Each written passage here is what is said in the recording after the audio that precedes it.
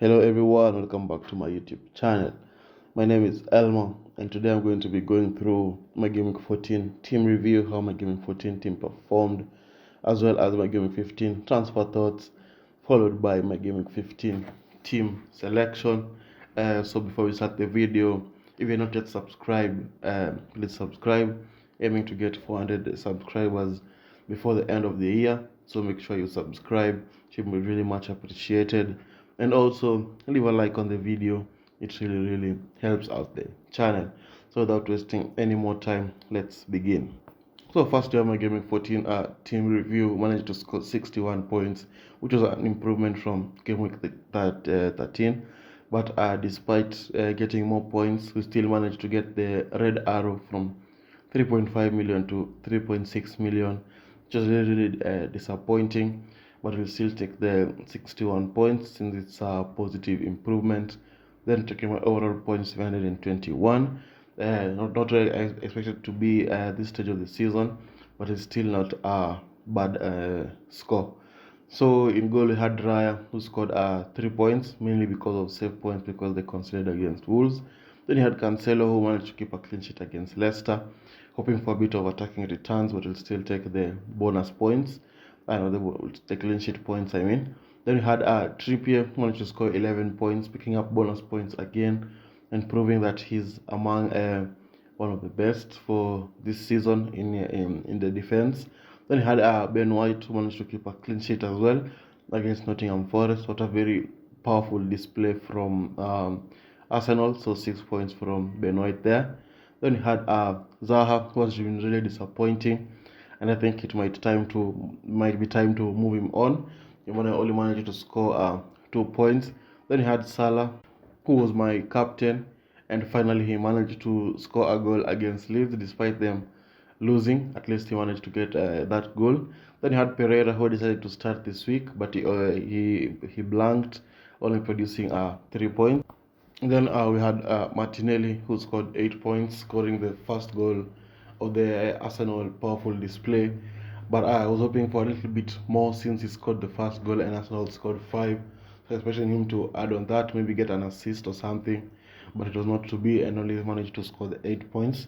Then he had Kane. I transferred in Kane after hearing the Haaland news that you're not going to start, but unfortunately only gave me 1 point. Then Ivan Toney managed to pick up a yellow card, meaning that he'll miss game week 15, which creates another headache, especially since they had a very easy fixture on against Nottingham Forest. So now I have to think about a way of removing him and transferring him to someone else.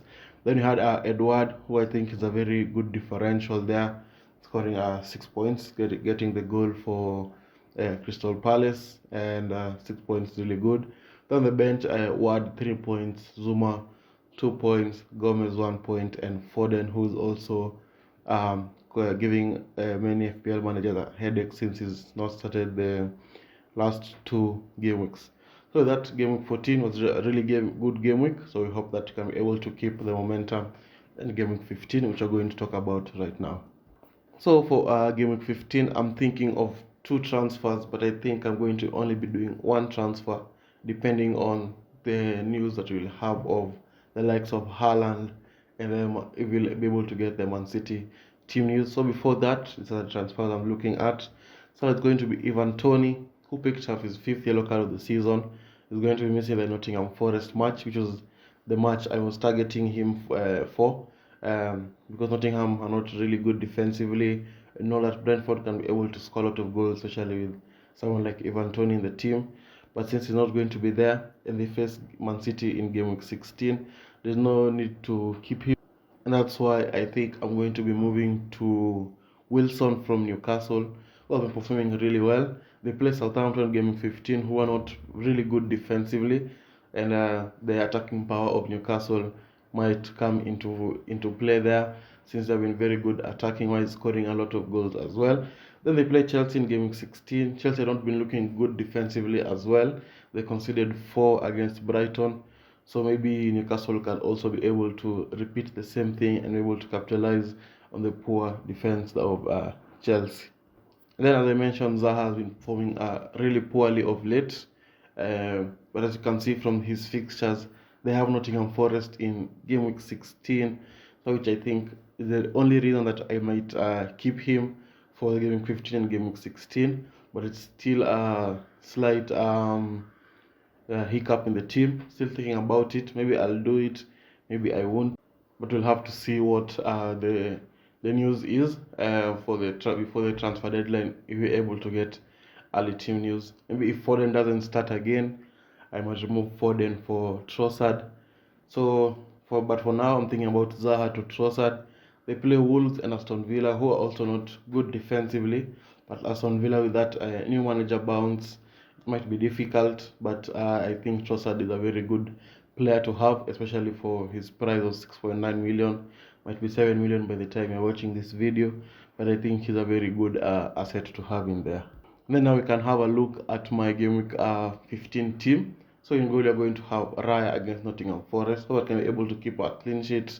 Nottingham Forest are not looking very good attacking wise as well. So I hope that Raya can be able to get that clean sheet, and if not the clean sheet, maybe some save points and bonus points as he's been doing throughout the whole season. Then you have Trippier against Southampton. Southampton are not very good going forward, and also are not very good attacking. So I think that Trippier can be able to capitalize on that, and maybe we can get that clean sheet. And Southampton are not also very good defensively, so that Trippier can be able to get those attacking returns as well. Then you have Ben White against Chelsea. I know that's not an ideal fixture to have a Arsenal defender in, because Chelsea might score in that fixture. So maybe it's maybe using someone from the bench for that match. But I think Arsenal are very good defensively now. So I think they might keep a clean sheet. But that is something I'll consider before the transfer deadline. But for now, Ben White is in the team. Then we have Cancelo against Fulham. He got a very well-deserved rest against Sevilla in the Champions League. So I know he's going to start against Fulham. And I hope that he'll be able to bring those attacking returns that he always brings. It's been a while since he had an attacking return. So I hope this game that he'll be able to come with it. Then you have Zuma against Palace. West Ham look very good defensively. I know they considered against United, but they still looked good defensively in that match as well. So I hope that they can be able to keep that clean sheet. If not, Zuma looks very good from corners and set pieces for West Ham, so that can be able to get a goal against Crystal Palace. Then we can move on to the midfielders. We are going to be having Martinelli against Chelsea. How that Martinelli can be able to score and produce attacking returns against Chelsea. It's not going to be easy, but I hope that you can be able to do it. Then you have Zaha against West Ham. So as I've mentioned earlier, I might remove Zaha, but I might also keep him because of the Nottingham Forest fixture in game week 16. So for now, Zaha is going to be in the team against West Ham. I know they coincide with Zuma because if Zaha scores, Zuma doesn't get the clean sheet. But I think I'll take that if it happens. If anyone is to score for West Ham or for Crystal Palace, I hope that it's going to be Zaha.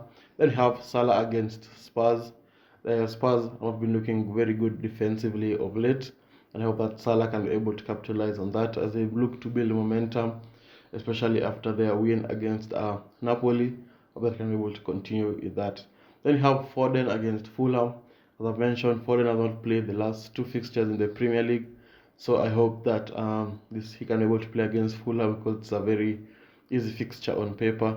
I know that he can be able to score some goals in that fixture as well. And then we can move on to the forwards. We're going to be having Kane against Liverpool. I know also Liverpool have been looking good defensively, and Kane has been looking very sharp in front of goal. So I hope that he can be able to score a goal here and there, maybe get an assist.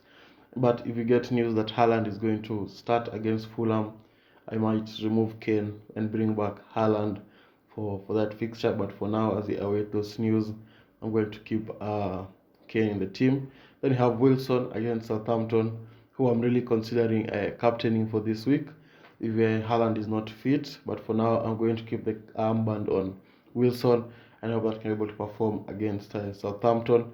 Then the bench there, we have Ward against Everton, Edward against West Ham, who I might start ahead of Ben White, but I will know that before the deadline. Then you have Pereira against Man City and Gomez against Spurs. So I think that looks like a really solid team for this game week, and I hope that can be able to perform and give me that green arrow. Hopefully, you can finish 2 million and above before we break for the World Cup. So I hope the team will be able to perform. I hope you guys have enjoyed the video. If you have, make sure you drop a like, and thank you guys for watching, and I'll see you all guys later. Bye bye.